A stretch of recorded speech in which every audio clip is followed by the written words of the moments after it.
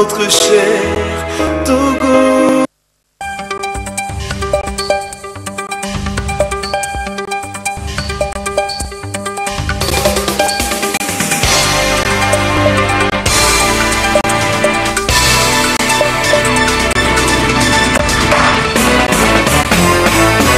La TVT au cœur de l'information.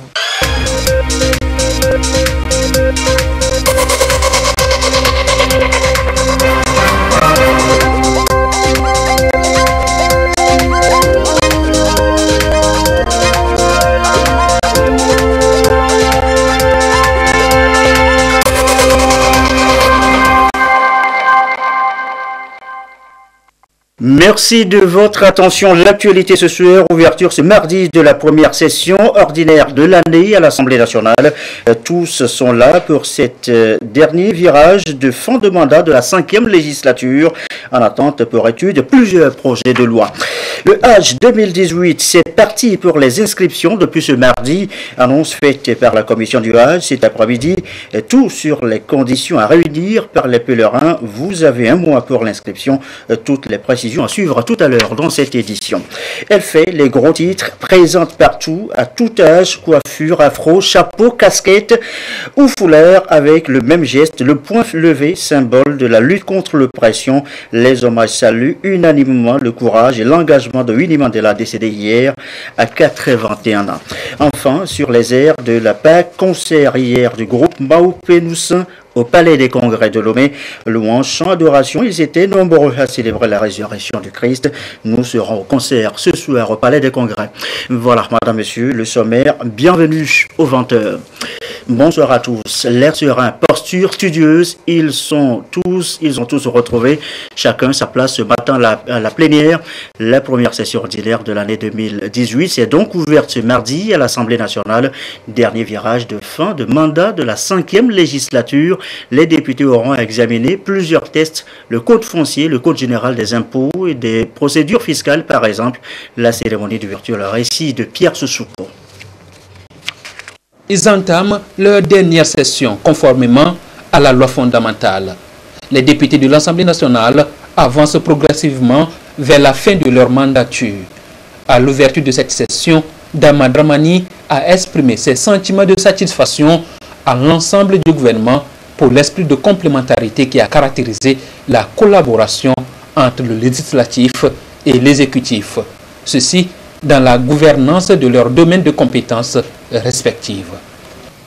Je voudrais également saisir l'opportunité de l'ouverture de la session pour rendre hommage et adresser nos remerciements à son Excellence Monsieur le Président de la République pour les efforts qu'il ne cesse de déployer, aussi bien pour le maintien de la paix et de la sécurité que pour la poursuite du développement harmonieux de notre pays, particulièrement en ces moments de difficultés politiques.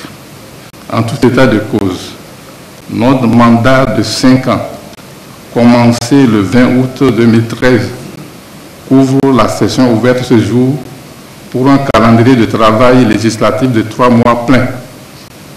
3 mois de travaux, c'est à la fois très peu et beaucoup pour réaliser une production législative intense et de qualité dans l'intérêt de notre nation. Je suis persuadé et j'ai confiance que nous pouvons relever ce défi. Sur le bureau de l'Assemblée nationale, plus de 15 tests à examiner. Le projet de loi portant code foncier et domanial, celui du règlement du budget de l'État gestion 2014, ainsi que le projet de loi portant code général des impôts et des procédures fiscales figurent en bonne place. Et au président de l'Assemblée nationale d'appeler ses collègues à travailler d'arrache-pied et dans la cohésion. Nos différentes politiques et d'appartenance politique nous ont éloignés ces derniers temps de l'union sacrée que nous avons réussi, non sans peine, à créer au départ autour de nombreuses questions d'intérêt majeur qui engagent la vie de notre nation. Nous avons terminé la précédente session dans une ambiance de méfiance réciproque et regrettable. À mon avis, ce sera un véritable gâchis si la 5e législature s'achève dans un tel climat catastrophique. l'histoire ne nous pardonnera pas cela. J'ose espérer que nous sommes capables de créer la surprise, de terminer notre mission dans une ambiance de convivialité, dans un esprit de tolérance, ces valeurs qui nous ont caractérisés au cours des premiers mois de notre mandat et qui ont fait notre fierté. Pour l'heure, les élus du peuple poursuivent leur mandat et resteront en fonction jusqu'à la prise de fonction effective de leur successeur. La loi l'autorise pour éviter un vide juridique au cas où les élections législatives ne seraient pas organisées dans les délais légaux. Cet appel aux investisseurs, aux acteurs des filières agricoles, jeudi s'ouvre à Lomé les journées de promotion de ces filières agricoles. Appel surtout à investir dans le secteur. C'est l'essentiel du message passé ce mardi à la presse par le ministre Agadazi avec en ligne de mire les agropoles. Kwasiglé, Lucassi. Ces dernières années, le Togo a beaucoup investi pour l'émergence de l'agriculture à travers divers projets afin de répondre aux défis liés à la sécurité alimentaire, à l'emploi et à la réduction de la pauvreté. La création des agropoles est l'un de ces projets en phase de révolutionner l'agriculture.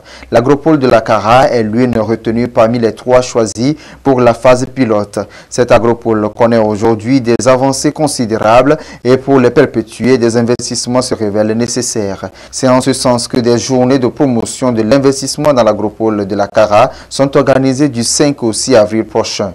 Elles permettront au secteur privé de saisir les opportunités pour diversifier ses affaires. Les journées des 5 et 6 nous permettront d'aller aux informations, de savoir comment le secteur privé peut s'approprier ces financements et pouvoir développer le secteur agricole. Nous avions besoin de matières premières pour nos industries, nous avions besoin de développer nos industries et je pense que le canal des agropoles constitue un bon moyen pour y arriver. Et nous, en tant qu'opérateurs économiques, nous allons vraiment saisir cette opportunité pour pouvoir jouer notre partition. Notre partition, c'est d'accepter ce projet. Notre partition, c'est d'être partie prenante de ce projet pour que nous puissions atteindre un objectif assez réussi. Avec les investissements du secteur privé et l'opérationnalisation des agropoles, le Togo pourra aboutir à la transformation structurelle et à la modernisation profonde et complète de son secteur agricole. Le secteur privé pourra aussi jouer son rôle dans le développement agricole du pays, d'autant plus que c'est plus de 24 400 emplois qui seront créés. Il est question de mobiliser le gap des financements. Pour l'agropole de Kara, il nous faut environ 104 milliards de francs. Aujourd'hui, les efforts ont été faits par le gouvernement togolais pour mobiliser un certain nombre de fonds pour engager les premières activités. Mais ce qui est attendu, c'est le financement privé parce que l'agropole de Kara constitue pour la BAD une nouvelle génération. Et c'est même une agropole pilote, c'est le Togo qui va héberger une telle nature d'agropole qui brasse non seulement les fonds publics, mais aussi les fonds privés. À ces journées de promotion de l'investissement privé dans l'agropole de la Kara, les hommes d'affaires seront sensibilisés sur les opportunités qui leur sont offertes, informés sur le niveau de maturité des agropoles et comment ils pourront contribuer à promouvoir les chaînes de valeur. Une agropole qui représente une zone d'activité à vocation agricole et logistique impliquant plusieurs acteurs évoluant dans l'agriculture permet de produire des biens et services sur un seul et même site. Et sachez aussi que les communautés riveraines de Delta, du Mono, notamment le lac Togo, les fleuves Zio et Ao, ont désormais un outil de gestion des ressources naturelles. C'est une convention de gestion du système lagunaire du sud du Togo. Elle a été validée, cette convention, la semaine dernière à Lomé au cours d'une rencontre qui a réuni les différents acteurs impliqués dans l'exploitation des ressources halieutiques et animales de ce patrimoine naturel. Les précisions de Kwasiglé et Augustin Kossi. Lorsqu'on parle des bases du développement local, les ressources naturelles sont régulièrement citées. Mais très souvent, leur surexploitation constitue une menace pour leur durabilité et la stabilité des ressources qu'elles génèrent, ce qui nécessite la mise en place des politiques adéquates de gestion durable de ces ressources pour préserver et valoriser la diversité biologique du système lagunaire du sud de Togo, une convention locale de gestion a été signée et ici validée. Elle implique les communautés riveraines et acteurs judiciaires et définit les règles de conduite et les comportements à adopter pour la préservation des ressources halieutiques ainsi que les espèces animales protégées. Il est parti du fait qu'il y a des ressources de part et d'autre de la frontière Togo-Bénin et que ces ressources sont parfois surexploitées et sans trop de contrôle. Le projet d'organisation de la gestion durable des ressources du système lagunaire du Togo vise à structurer d'abord les acteurs, à leur doter des règles d'utilisation et de gestion des ressources. Et ces règles-là doivent être connues par ceux qui seront chargés de s'assurer de leur application. Et donc, c'est pour ça que nous organisons cet atelier. La convention porte sur le lac Togo, le Hao et le Zior. C'est un projet élaboré par l'ONG Agbozege avec l'appui de la coopération allemande GIZ, l'implication des comités villageois de gestion du système lagunaire, les autorités administratives et locales restent une invite à une gestion commune et participative pour la sauvegarde de l'écosystème et des espèces halieutiques. Dans la foulée, cette coalition contre les chenilles légionnaires d'automne, ennemies surtout du maïs, producteurs et chercheurs étaient en séance d'information, de partage, de connaissances contre ces ravageurs. Rencontre à Ngoche la semaine dernière avec l'appui de la FAO, le Fonds des Nations Unies pour l'alimentation et l'agriculture. Le compte rendu de Carmen Madji à Kakou. En avril 2016, les 2/3 des pays africains dont le Togo ont été envahis par la chenille légionnaire d'automne. Elle s'attaque principalement au maïs et constitue pour les producteurs agricoles un risque qui vient s'ajouter à ceux déjà existants. Des efforts sont donc faits par le gouvernement pour amener les agriculteurs à comprendre la situation pour mieux gérer les risques. À cette rencontre, les acteurs intervenant dans la gestion de la chenille légionnaire d'automne veulent harmoniser leur stratégie et renforcer leur collaboration afin de rendre plus efficace l'appui à apporter aux agriculteurs. Le gouvernement nous a appuyés avec un montant de 100 millions qui nous a permis d'acheter les appareils de traitement, les équipements de protection individuelle et surtout l'insecticide pour combattre la chenille. Les 5 régions, chacune a les équipements. Si elle arrivait cette année, je crois que nous sommes prêts à la combattre. Ces ravageurs peuvent engendrer plus de 4,8 milliards de dollars de pertes par an et partant faire 300 millions d'affamés dans le monde si rien n'est fait. Le Fonds des Nations Unies pour l'alimentation et l'agriculture FAO accompagne les États dans cette lutte. Dans l'ensemble des pays africains, la FAO intervient d'abord pour sensibiliser les acteurs, les mettre ensemble et réfléchir pour des solutions durables. Aujourd'hui, l'atelier du Togo consiste à mettre ensemble les vulgarisateurs, les paysans, les chercheurs pour voir pendant les 3 ans quels sont les enseignements qu'on a pu tirer, qu'est-ce qui marche, qu'est-ce qui ne marche pas, et aussi confronter tout cela à ce que la FAO a pu capitaliser comme connaissance aussi bien en Afrique qu'ailleurs. Les producteurs togolais recevront grâce à ces assises les conseils appropriés pour efficacement mener la lutte contre la chenille légionnaire d'automne. Jeune enquête d'emploi ne sachant vraiment quoi faire. Tenez, une étude a été menée dans 6 villes du Togo. Atakwame en fait partie. Les résultats viennent d'être présentés. Ça devrait aider à mieux vous accompagner. Regardez ce reportage à Atakwame de Sylvain Raboudou. L'étude réalisée sur les métiers porteurs dans le contexte du programme Formation professionnelle et emploi des jeunes PROPAPEJ révèle que des actions doivent être menées pour un programme d'insertion, notamment les curricula de formation dans les enseignements scolaires. Cette étude, menée par l'Agence nationale pour l'emploi avec l'appui de la GIZ, retrace la réalité économique et les besoins en main-d'œuvre dans 6 villes dont Atapami. Et c'est l'ensemble des résultats issus de cette étude qui est ici partagé avec les acteurs de la vie économique et la population en vue de donner une meilleure orientation professionnelle aux jeunes en quête d'emploi. Il s'agit de recenser les activités qui marchent à Atapami. celles-là qui ne marchent pas bien et celles qui sont en difficulté. Pour les activités qui marchent, nous avons convenu d'arrêter un certain nombre de métiers pour lesquels il faut encourager la formation des jeunes pour qu'ils aient la chance de trouver de l'emploi. Pour un certain nombre de métiers dits émergents qui sont nouveaux, là aussi il y aura des curricula de formation. Par exemple, technicien d'irrigation, technicien d'énergie solaire et d'autres métiers émergents. Pour les entreprises en difficulté, on a convenu de développer des services non financiers pour les appuyer. Même sur le côté financement, revoir les dispositifs pour qu'ils aient l'argent qu'il faut, les marchés qu'il faut pour pouvoir bien se porter et offrir des emplois aux jeunes. Tous ces acteurs de l'économie locale ont été bien éclairés sur la nouvelle donne. Pour ce faire, cette étude fera objet de suivi où les écoles vont être recensées en vue d'une sensibilisation de proximité sur l'orientation aux nouveaux métiers pour mieux situer les jeunes sur les métiers porteurs et émergents. Et trouver de l'emploi décent, être bien payé sur place devrait réduire la migration professionnelle. Le phénomène est souvent source d'inquiétude et les États essayent de s'organiser. Idem pour le Togo qui a élaboré un plan d'action l'année dernière. Ce test fait l'objet depuis ce matin d'appropriation. C'est une rencontre de 4 jours. Augustin Kossi pour le compte rendu.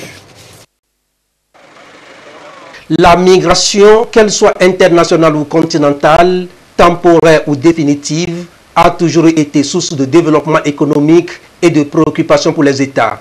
Elle l'est plus lorsqu'il s'agit de migration de main-d'œuvre dite professionnelle. Au niveau des pays d'origine, tout comme dans les pays d'accueil, les défis sont énormes et nécessitent des actions coordonnées. Et cela pour lutter contre la fuite des cerveaux, faciliter le transfert de compétences et de technologies, mais surtout gérer avec efficacité les flux migratoires. Il s'agit d'un facteur de développement qui est aussi de plus en plus reconnu dans les cadres régionaux et internationaux. La migration est entendue comme un facteur de développement qui est inscrit dans le cadre des objectifs de développement durable. La plupart des gens ici dans la sous-région, dans la région dans l'espace CEDEAO, migrent vers un autre pays de la sous-région. Donc c'est très important de tenir ça en compte et aussi de prévoir donc des réponses politiques, des réponses opérationnelles pour la bonne gestion de ces facteurs pour promouvoir le développement des pays. Le Togo dispose d'un arsenal juridique assez conséquent en la matière. Le pays s'est doté en 2017 d'une stratégie de migration professionnelle assortie d'un plan d'action opérationnel. Et la maîtrise des outils et mécanismes de gestion de ce phénomène passe nécessairement par la formation des différents acteurs de la chaîne. Aujourd'hui, le constat est que sur le marché de l'emploi, du travail, les données sur la migration sont rares. Les quelques données qui sont là sont vétustes. Il faut aujourd'hui renforcer les capacités, former les gens sur la bonne manière de collecter, la bonne manière d'analyser et la bonne manière de les présenter. Qui vont aider le gouvernement à prendre les décisions sur le champ migration d'une manière générale et en particulier migration du travail. Dans l'espace ouest africain, on estime à plus de 50% des personnes migrant d'un pays à un autre à des fins de travail. À travers ce projet, il est essentiellement question de promouvoir une coopération inter-États afin de faciliter la mobilité des travailleurs pour une intégration régionale bien réussie. Il est 20h19. Autre titre de l'actualité ce soir, l'hommage à Winnie Mandela. Elle est à la une des journaux, dans les revues de presse. On la voit partout, à tout âge. Coupe afro dans ses jeunes années, chapeau, casquette ou foulard. Mais Winnie Mandela, décédé hier à 81 ans, a toujours le même geste, le poing levé, symbole de la lutte contre l'oppression. Hommage à Winnie Mandela. Reportage Ulrich Chamégan avec David Tessi à Kabou.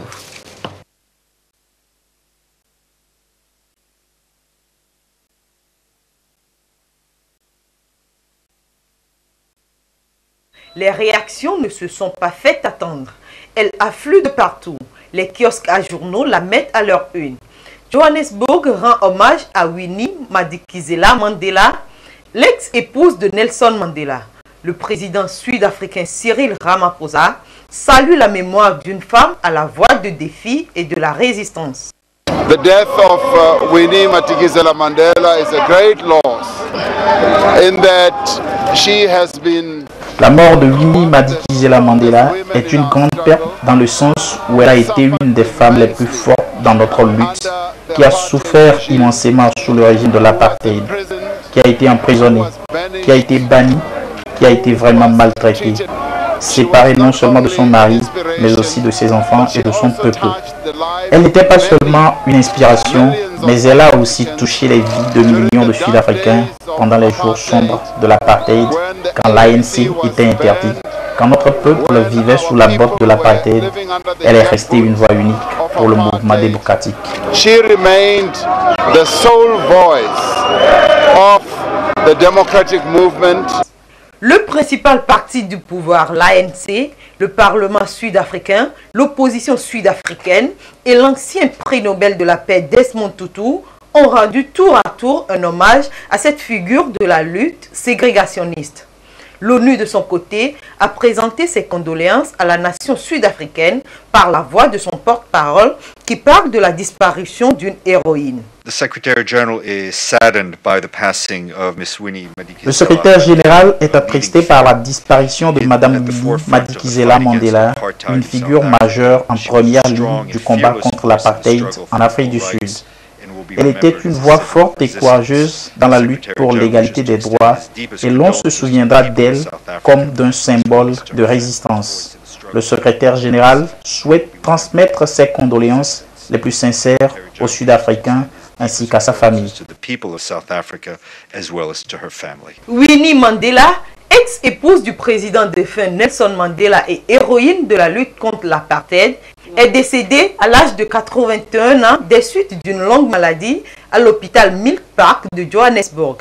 Les derniers hommages seront rendus lors des obsèques officielles le 14 avril prochain à celle qui est surnommée la mère de la nation par les Sud-Africains. Les Sierra-Léonais, toujours dans l'attente, eux, des résultats du second tour de la présidentielle du 31 mars dernier, qui succédera à Ernest Koroma, le président sortant. Question sans réponse pour l'instant. Regardez. La population sierra-léonaise attend impatiemment les résultats du second tour de l'élection présidentielle. Des résultats qui connaissent des retards suite au désaccord entre les candidats sur la méthode de dépouillement. Je suis un démocrate et j'ai un fort esprit de compétition. Vous savez ce que j'ai fait en 2012. Et si l'élection est libre et juste et que le dépouillement est transparent et honnête, nous accepterons le résultat. Selon ces observations et malgré les difficultés rencontrées pendant la période préélectorale et pendant le jour du vote, la mission d'observation de l'Union africaine considère jusqu'à présent le scrutin présidentiel du 31 mars 2018 pacifique et transparent. La Commission électorale nationale continue ses investigations en travaillant à l'aide d'un logiciel afin de compiler les résultats au niveau des centres régionaux. Tandis que la NEC achève les dernières étapes du processus électoral, la mission d'observation de l'Union africaine prie tous les candidats, les partis politiques ainsi que tous les habitants de la Sierra Leone de préserver la paix et la sécurité dans le pays. Les deux challengers, après maintes négociations, en présence des observateurs internationaux, sont arrivés à un compromis. Ils ont de ce fait saisi l'occasion pour lancer un appel à la patience et au respect des résultats qui seront proclamés.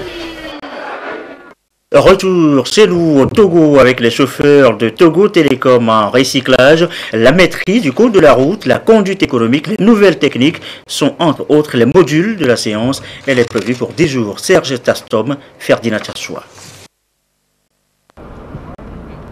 Selon les statistiques, l'année 2017 a enregistré plus de 5180 cas d'accidents de circulation, causant plus de 580 morts.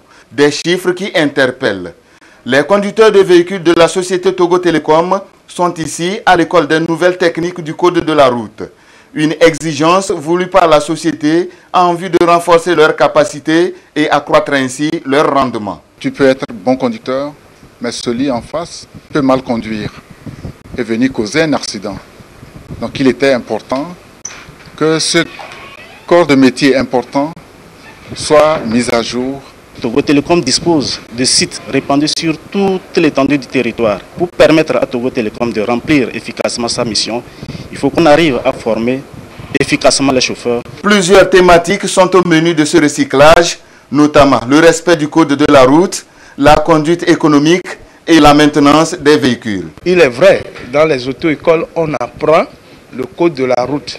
Mais au niveau du recyclage, on doit apprendre aux conducteurs comment se tenir sur la route. Parce qu'à un moment donné, il semblerait qu'on oublie ce qu'on a appris. Alors il faut renouveler cette connaissance. La conduite économique, ça consiste surtout à économiser le carburant. Outre cela aussi, ça consiste à économiser les pièces. Cette session de recyclage qui va durer 10 jours s'inscrit parfaitement dans la droite ligne des attentes du gouvernement.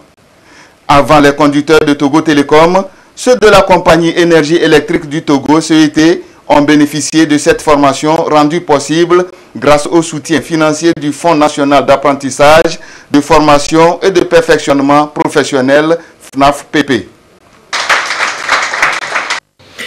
Un mot de la célébration de la fête de la Pâques avant de retrouver l'élément encore en fin de journal. Le Parti Unir a partagé ses moments de fête aux côtés des veuves et orphelins de la préfecture du Moyen-Mono. La délégation a procédé à une remise de kits alimentaires et exhorté par la même occasion ces personnes vulnérables à un engagement citoyen dans le développement de leur localité. Ramdan Bassina pour le compte rendu.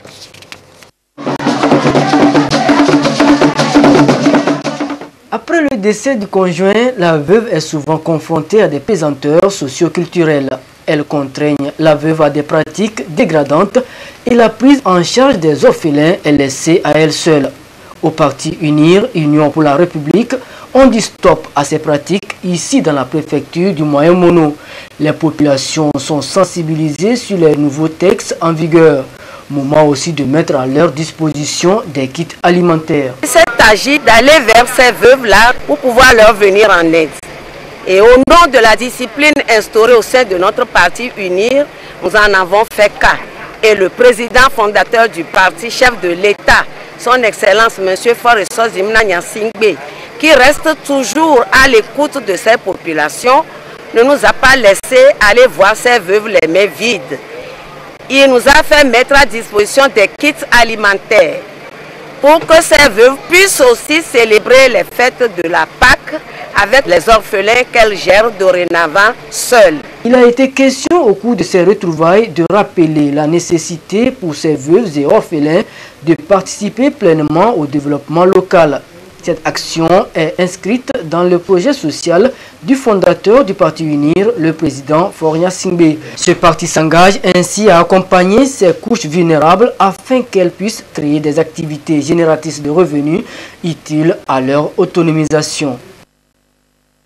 Selon dit aux prières annuelles à Soudou dans la préfecture d'Assoli, et chaque année, la population de cette localité procède à cette prière. C'est pour marquer sa reconnaissance à Allah pour sa miséricorde et implorer de nouveau sa bénédiction. Nestor Mozouf. À Tchalemde, dans Soudou, dans la préfecture d'Assoli, la population, dans sa grande majorité, est croyante. Elle pratique l'islam. Elle a donc foi au Coran, le livre saint de cette religion. Chaque année, les natifs résidents et ceux de la diaspora se retrouvent pour lire tout le Coran.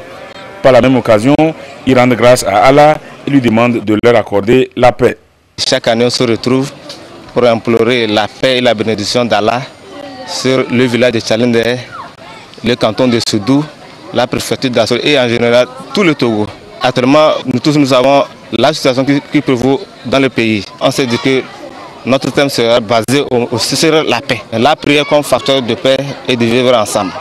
On doit s'entraider, on doit vivre ensemble pour un développement harmonieux. Nous sommes tellement très fiers parce que c'est une occasion de se retrouver. On peut faire des années, on ne sait même pas le frère, il est en vie, ou bien il est comment, mais c'est une occasion qui ramène beaucoup de gens au village. Dans l'organisation de cet événement, la communauté de Tchalemdé a bénéficié de l'appui de Baraka City. Cette ONG humanitaire a même procédé à une opération médicale dans le milieu. Nous avons dépisté 300 filles dans les 5 lycées de la préfecture sur l'hépatite B. Ceci pour lutter contre cette pathologie dans la préfecture d'Assoli. S'il faut considérer la façon dont la maladie se transmet, c'est les femmes qui sont à même plus exposées. Cette prière, nous avons demandé à Dieu de bénir notre pays, surtout que nous sommes dans une année élective, pour que toutes les échéances qui vont se tenir dans cette année puissent se faire dans la quiétude et dans la paix totale. Nous avons saisi l'occasion pour prier pour la bonne santé du chef de l'État, son gouvernement et toutes les institutions de la République. La prière annuelle Solondi à Tchalemdé, qui est à sa 13e édition, a été aussi couplée d'autres activités socio-culturelles. Rendez-vous est pris pour la même période de l'année prochaine. Et ça vous concerne aussi à Solondi, le Hajj, nous vous en parlions dans les titres. Tout est fait prêt pour l'accomplissement du 5e pilier de l'islam pour les fidèles. Les inscriptions ont même déjà commencé ce mardi 3 avril. Les pèlerins ont un mois pour s'assurer une place. L'annonce a été faite cet après-midi par la Commission nationale du Hajj. Les frais du voyage, les conditions à réunir, toutes les précisions. Aïcha Zebro, Chassim Navaka. Le compte à rebours pour le début du Hajj 2018 est désormais lancé. Les conditions pour effectuer ce 5e pilier de l'islam ont été abordées au cours de ces assises de la Commission nationale du Hajj. Le début des inscriptions pour le Hajj 2018 est fixé au 3 avril 2018. La fin des inscriptions est fixée au 3 mai 2018. Le coût du Hajj est le suivant: 2 190 000 francs pour ceux qui font le Hajj pour la première fois. Pour ceux qui ont déjà fait le Hajj et qui veulent refaire le Hajj en l'espace de moins de 5 ans, il y a un complément de 310 000 francs exigé par les autorités saoudiennes. Donc, je répète, pour ceux qui font le Hajj pour la première fois, c'est 2 190 000. Mais ceux qui ont déjà fait le Hajj et qui veulent le refaire en l'espace de moins de 5 ans, il y a un complément exigé par les autorités saoudiennes. Ce complément est fixé à 310 000 francs CFA. Voici les autres conditions du Hajj 2018. L'homme de pèlerin qui nous a été accordé par les autorités saoudiennes est fixé à 2100. Les dates probables de départ sont les suivantes: les 4, le 5 et le 6 août 2018. Nous voudrions saisir cette occasion pour demander aux futurs pèlerins de respecter scrupuleusement les conditions prescrites par les autorités saoudiennes pour la réalisation du Hajj 2018. Pour cela, nous voudrions compter sur les agences qui constituent l'interface première des pèlerins. On leur demande de faire en sorte que les exigences des autorités saoudiennes soient respectées afin que nos pèlerins puissent réaliser le Hajj dans de bonnes conditions. Au-delà de ces aspects généraux, l'ensemble des agences de voyage du Togo pour le Hajj invite les fidèles musulmans candidats au Hajj 2018 au respect de certaines dispositions pratiques pour faciliter leur pèlerinage à la Mecque. Nous avons déjà commencé ce travail depuis un mois parce que les conditions pour le Hajj 2018 ont changé. Les inscriptions doivent finir avant le début des carêmes. Cela, ce n'est pas habituel. Donc ça, nous avons déjà fait une tournée où on a informé les pèlerins. Seulement ce qui restait, c'est le prix. Aujourd'hui, qu'on connaît le prix, il est fixé à 2 190 000. Nous avons déjà enregistré une partie, certains pèlerins qui nous ont donné 2 100 000 pour le prix de l'année passée, parce que c'est ce qu'on a exigé. Nous demandons à ceux-là, premièrement, de venir compléter la différence qui est de 90 000 pour ceux qui vont faire le pèlerinage pour la première fois. Quant aux autres qui attendent pour s'inscrire, nous disons que les dates, les inscriptions officielles ont commencé aujourd'hui avec le prix connu, le 3 avril. Et jusqu'au 3 mai, les inscriptions sont clôturées. Au-delà de cette date, vous ne pouvez plus voyager. Donc, nous demandons à nos futurs pèlerins de vite s'exprimer. Les bureaux des agences sont ouverts chaque jour et ils doivent le faire très tôt pour être inscrits dans cette liste-là. Ce que nous demandons, ce que le pèlerin va avoir l'argent de poche pour son manger, pour le mouton qui va immoler, ça ce n'est pas dans le prix officiel. Nous allons commencer les passeports bientôt. Donc à partir du 16 déjà, la confection des passeports va commencer. Ces assises ont également permis au ministre de la Sécurité et de la Protection civile, Yark Dam-Am, de faire le point de la mission effectuée du 17 au 22 mars 2018 en Arabie Saoudite pour entamer les formalités du Hajj 2018 au profit des pèlerins togolais afin que leur séjour en terre sainte de l'islam se passe dans les meilleures conditions de sécurité et de bien-être.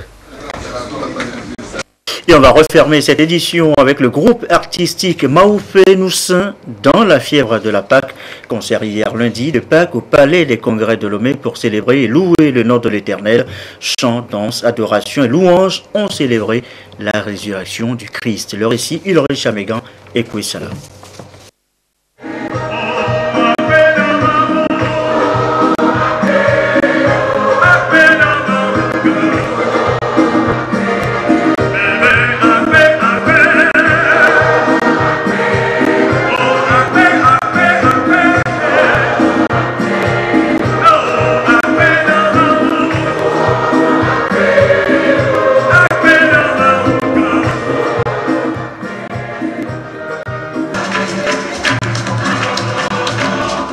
Du spectacle vivant au lendemain de la fête de Pâques, le public n'a voulu rien manquer de ce rendez-vous. Chants, danse, prestations d'artistes, le tout couronné par une prêche édifiante, tout était réuni pour permettre aux spectateurs de passer d'agréables moments.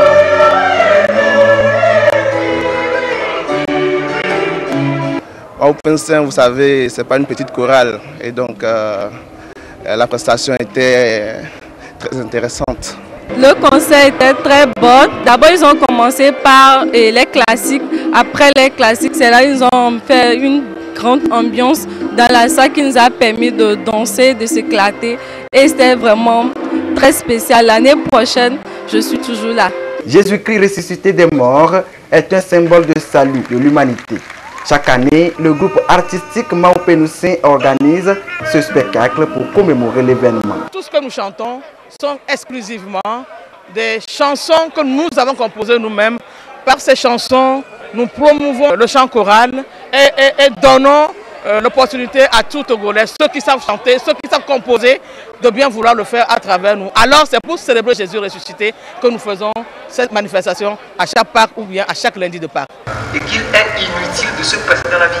Voilà. Vanité des vanités, tout est vanité. Le message est passé ici à travers un film produit par le groupe en vue de sensibiliser au mieux sur les recommandations bibliques. Les pépinières du groupe Maoufé Noussin ont été révélées au public et le rendez-vous est donné pour l'année prochaine. Et voilà donc de quoi passer une excellente soirée. Merci à vous qui nous suivez ce soir encore à Pelé, à Timé et comme d'habitude toujours fidèlement. Excellente soirée donc.